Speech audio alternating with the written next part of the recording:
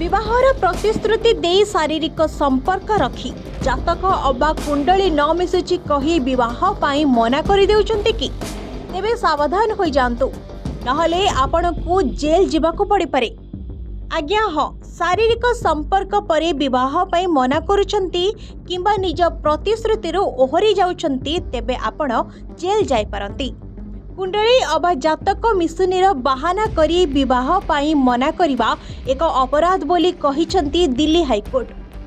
दिल्ली हाईकोर्टर सूचना अनुसार यह नूतन भारतीय न्याय संहितार धारा 68 अंतर्गत एक अपराध। एही नियम अनुसार जदि केही विवाहर मिथ्या प्रतिश्रुति देई किंबा छलना करी कहा सह शारीरिक संपर्क रखिले तेबे तांको 10 वर्ष पर्यंत जेल दंड होई पारे।